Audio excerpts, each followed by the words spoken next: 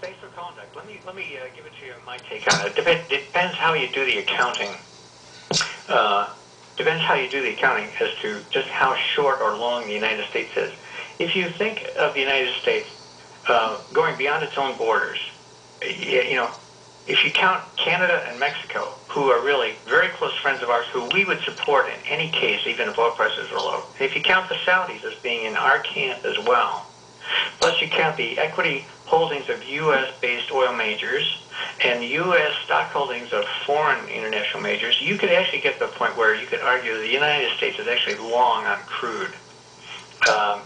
It's hard to actually run those numbers, but instead, not only we import about, I guess it's like 10 million barrels a day, something like that, of crude and refined product, maybe 12 million barrels a day. But if you look at it in a much bigger picture, we're probably net about even.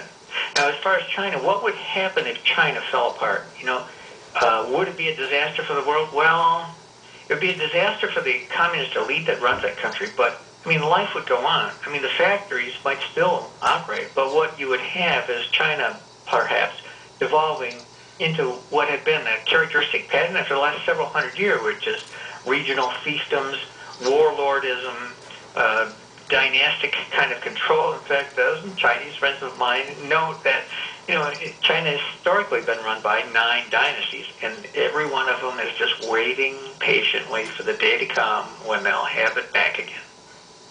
All right, very good. Next up, we'll go to Vinny in British Columbia, International Line. Vinny, go ahead. Hey guys, how you doing? Good, thank you. I think India has really come into its own in the light of the U.S.-China rivalry. We've basically made a huge tilt toward India, basically pulled them away from the Soviet orbit, and we have really propped them up as a foil against China. We've poured in lots of, I think, technical and financial support to help India get up on its own 2 feet in terms of its own energy supply. And I think that, as I point out in the book, part of the Chinese strategy for dealing with their oil shortage situation was a going out strategy to try and acquire equity reserves in Central Asia, Africa, all over the globe. And virtually everywhere the Chinese have gone to try and buy crude oil rights, the Indians have been right there at our behest, I think, bidding them up. So the Chinese have never gotten any bargains anywhere they go for this oil. They've had to pay through the nose. They generally win the contest, but the Indians are right there bidding them up. What's funny though about the Indians sort of historically and as part of the socio mindset of the people today and even of yesterday, which is, partly because of religion too, but they don't really care, or they're very fascinated by international events, but they would never really pick sides. So yes, they would probably bid up the Chinese, but I sort of get the feeling that once this is all said and done and all the house of cards fall down, that the survivors probably will be the ones who have restrained from having international strategies, and I think India would probably be one of those countries. China is great, very strategic, but what happens if the strategy fails? Right. Well, I think it does pay to stick to your knitting if you're a country even the size of China and India.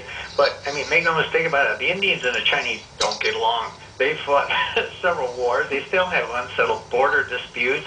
They're commercial rivals on many fronts, and, the Chinese have been moving to establish a naval base in Pakistan, increase their presence in the Indian Ocean. This does not make the Indians feel real comfortable. They're getting strong in the Bahamas, as we know. Yeah, and I think, the Indians and the Chinese are both going to be competitors for scarce raw materials for their industrial base. So I think you're going to see an intensifying rivalry there, and the United States is clearly tilted toward India in that regard. Okay, next up, let's go to Patrick in New Jersey, east of the Rockies. Hey, Patrick, go ahead. Hello, George. Happy New Year to you. It is a crucial relationship there, but I think it's the other way around. I think the oil companies really are, you could look at them as being tentacles of the national security apparatus. In fact, in the book, I go into some detail about how during the Truman administration, actually, Harry Truman tried to go after the oil companies on a criminal antitrust investigation for collusion. He was advised against that by his national security people, and ultimately bowed to pressure. The case became merely a civil case and was settled for peanuts down the road because at the time the United States government needed the oil majors on board regarding Iran. At that time, we were trying to fight off the Russians in Iran, and the oil majors were key elements there to, moving people, equipment, money, who knows what they were doing there. But I mean, and it's interesting, the Chinese, when the Chinese analyze the U.S. and other Western major oil companies, they regard them as if they were state-owned enterprises. Think about that.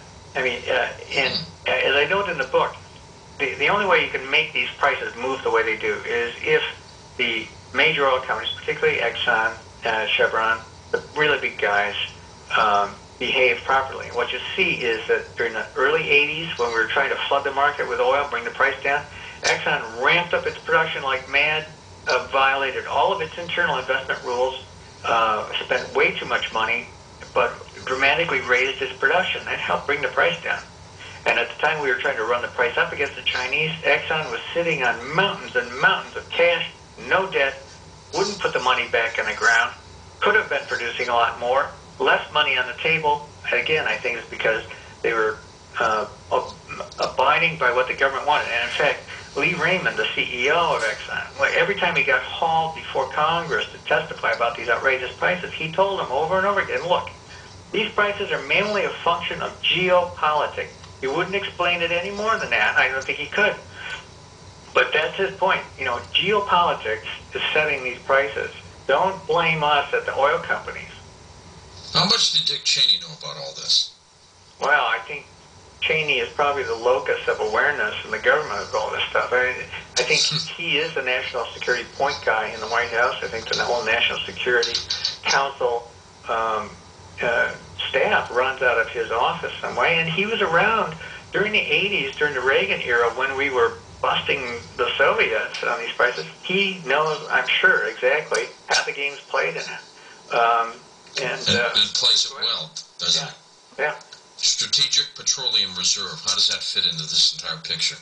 Well, that's another variable that can be used here. I mean, if you want to take barrels off the market, you buy them up and put them in the ground. That helps raise the price. If you want to soften up the price, well, you stop buying crude or even sell some of it. And you can actually, even small amounts of crude movements in and out of the SPR can have a marked effect on the market price, partly because the key thing you're dealing with there is a particular grade of crude, light sweet crude. Now, there's not that great a supply of that kind of crude on the world market. It's only like 20% of the world crude that gets traded. So if you're taking relatively small amounts of that on or off the market, you can move the price around. And I think that's partly what's resulted in this recent run-up. Crude's gone from like $39 a barrel up to hit 50 the other day. It's like 49 now. Partly it's because the Chinese announced that they were buying crude for their strategic reserve, and that the DOE said that they're going to resume buying crude, which we stopped back in June buying crude for that. I think that contributed to the price drop. We'll be back in just a moment with more with James Norman and your phone calls on Coast to Coast AM.